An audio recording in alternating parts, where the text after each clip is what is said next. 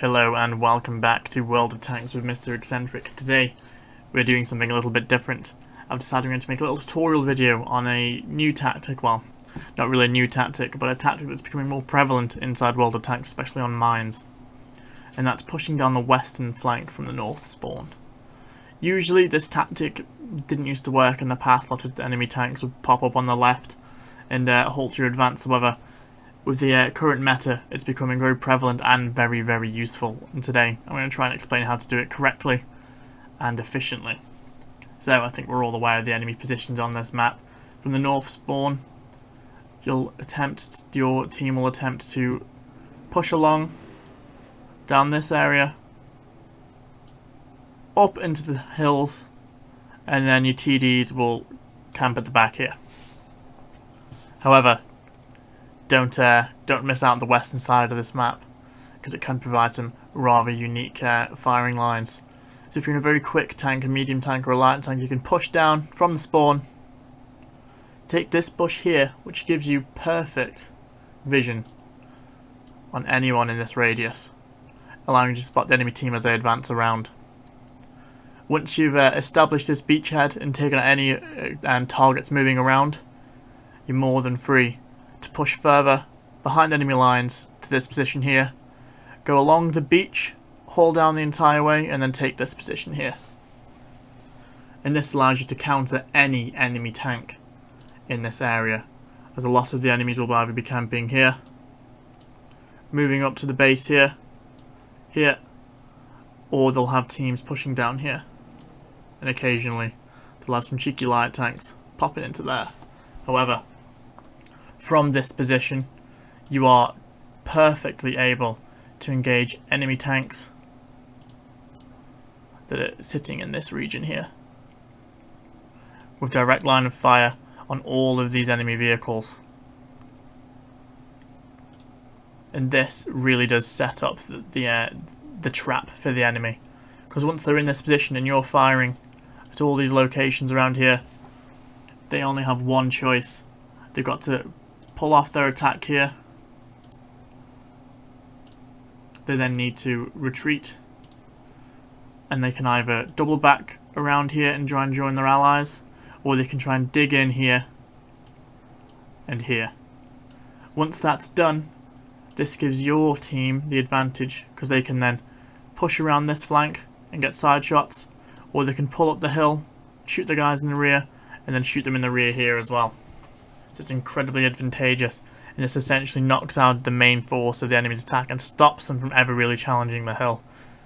Once this has been pushed back, you're more than capable to further the advance. As the enemy is retreating, you can move yourself further up, move along these bushes here to here. This again lets you to counter any of these guys here, setting up more of a crossfire. And it procs any tank destroyers here, which allows your guys on the hill to knock them out effectively. Once the enemy's completely retreated, you can then further the advance around to these bushes here, double bush, and engage anyone in this area. And once that's complete and this base is secure, because normally be a couple of guys camping here and here, you can push around and engage the enemy artillery. So the western flank really is incredibly important in mines in 2021. And I've got a few gameplay clips showing just how this is pulled off in practice. So let's say. So here we are, tier 10 game in the Leopard 1 on mines at the northern spawn. I do really believe the north spawn has it good on mines there. Pretty sure, I think 65% of games are won by the north team, so there's a bit of an imbalance there, but I'm going to show just how impressive this western flank can be. So you can see the enemy's got quite a few medium tanks, and I am in arguably one of the fastest medium tanks in the game, but I don't really want to challenge the hill, especially in the Leopard. I don't really have great armour, so I want to try and keep it long distances. So I've decided I'm going to push down the western flank, and let's see how that goes. So I'll wait for my allies to pass by. You can see quite a number of tanks going towards the hill. So I'm pushing down, approaching 50 kilometers an hour now. I'm going to get this speed up as I go down the ridge with a T-44 with me. So keeping right, advancing down using my camouflage rating, and the speed of the Leopard to get into position is super quick. So I'm pulling out, spot the STB-1, going to stop, make sure I'm double bushed. Fire one, use that incredibly impressive shell velocity on the Leopard. I think it's 1400 meters a second. And I'm going to poke this bush. Spot him again.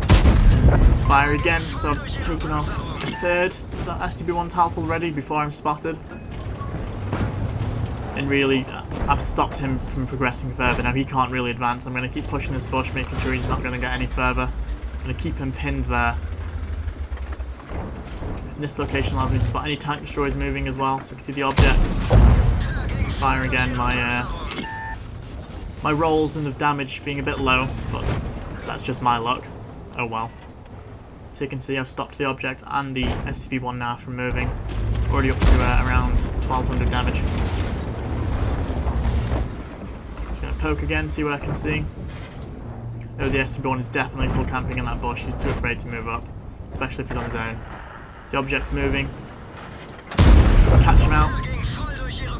A good round into there. The STB1 still camping in the bush, confirmed by the area. So I'm going to ping the map, tell the T-44 to watch out. There we go, T-44 getting lucky, bouncing the return fire. Put a blind foot shot in there. It looks like that one missed. There was a bit of an explosion in the background, but I'm really not afraid to try again a couple more times because he's definitely sitting in that position. There's nowhere else he can be. Countering the Leos in the middle now. Honestly, the shell velocity in the Leopard is so incredibly good. Looks like our team's just gained the hill. Now I would like to push down further, but with that object and STB1 here, I need to make sure at least one of the tanks is removed or not really focusing me. The blind train, that looks like it connected. I am keeping an eye on the object on the mini-map, just trying to figure out which way he's pointing.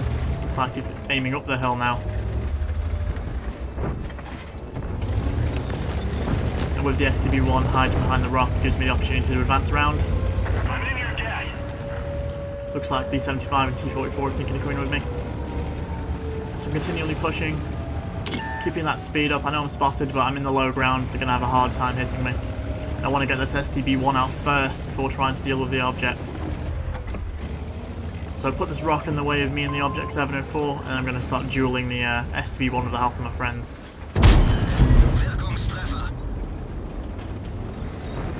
And that's all she wrote for the STB1 there.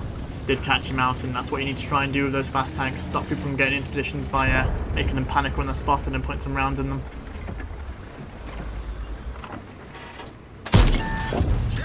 The accuracy and gun handling on the Leopard is truly...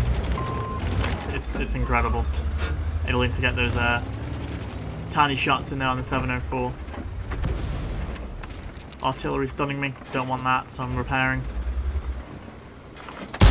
Double bushing someone spotted and then claiming the object's life. So moving around, going to try and counter the TDs camping in the back.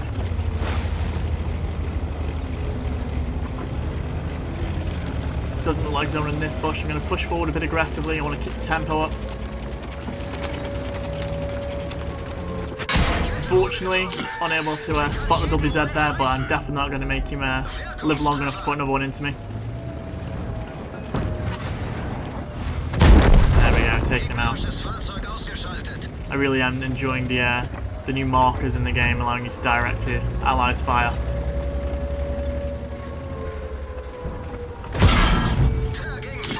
So we can see another heavy in the back. Being the 44 working him over. Go, that tier 8 Italian heavy really didn't stand a chance there. I think I had 3 times his DPM.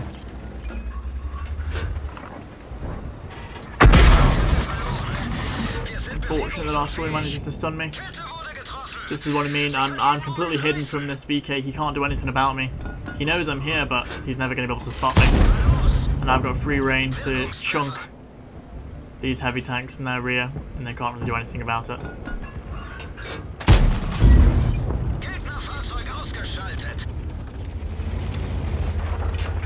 Same with the Chrysler, he's got no way of spotting me and making sure I'm double bushed the entire time.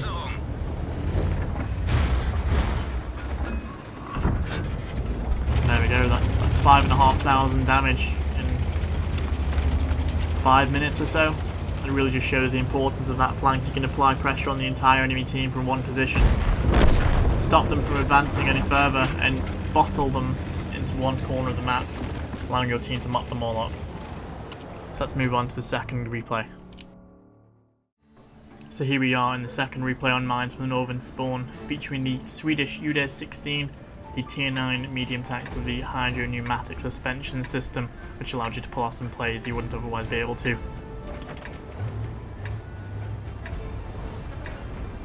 Anyway, we're going to push down the western flank again and see what we can do. So you can see there's quite a few medium tanks that are a lot faster than the UDES. UDES does stop out at 50 kilometers an hour, so that Charpenter is definitely going to beat us on the hill. I don't really want to challenge that, especially in an auto loader. So we're going to push down the western flank. And in this replay we're going to be a bit more aggressive and actually catch out some guys in the middle, really showing how much pressure you can apply if this goes successfully. So moving into position using the low profile of the tank. T44 again with us. So we're going to move up to this bush, have a quick look, see if anyone's there, and then commit down.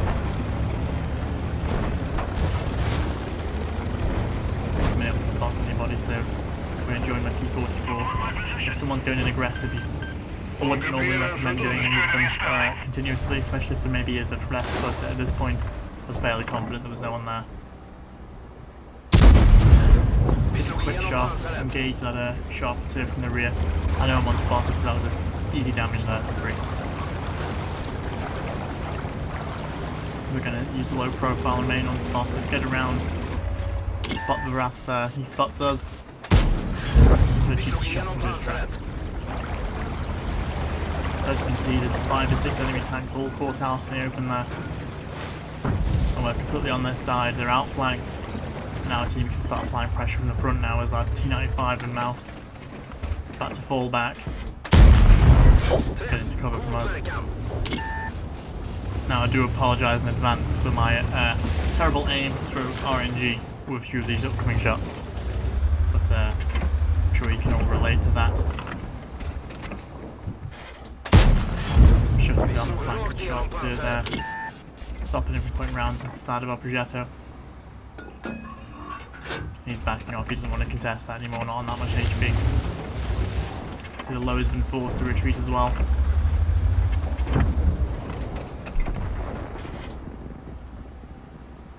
Bit of a poor shot there. I knew the Mountain was angling his armour against me, but yeah, sometimes you have to take those chances shots.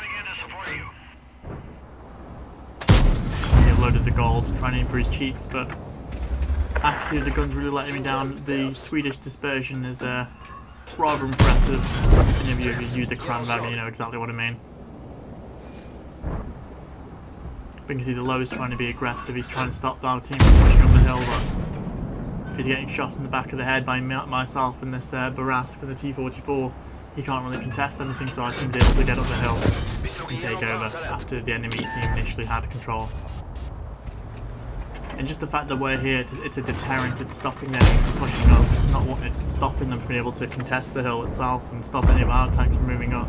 And when they try and fire at us, it allows our guys on the hill to fire at their side of the turret, who literally have nowhere to go at this position. So if you can take control of this area, you really can push around and do some work. So you can see my first shot missed the cheeks, so I aimed for the cupola, and then the second shot misses the cupola and hits the cheeks.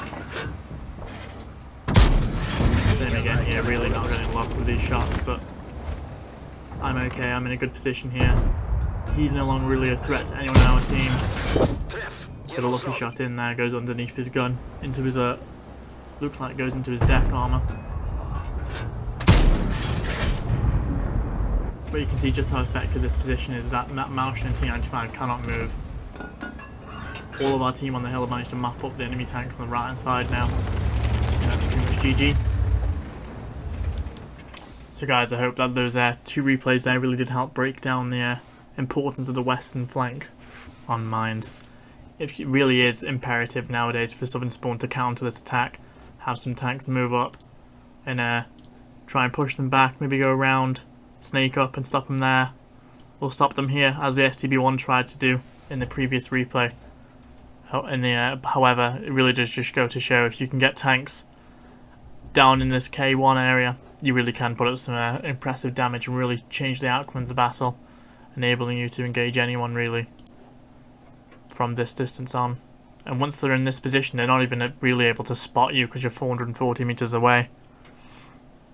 So you really can clear up this entire area, force the enemy back, and open up large portions of the map that otherwise you wouldn't be able to. So yeah, I hope you've enjoyed the little breakdown. It's a bit different. I did enjoy doing it. So if you have enjoyed that, please let me know and I'll try and make some more on different maps. Anyway, thank you for watching today, guys, and I shall catch you next time.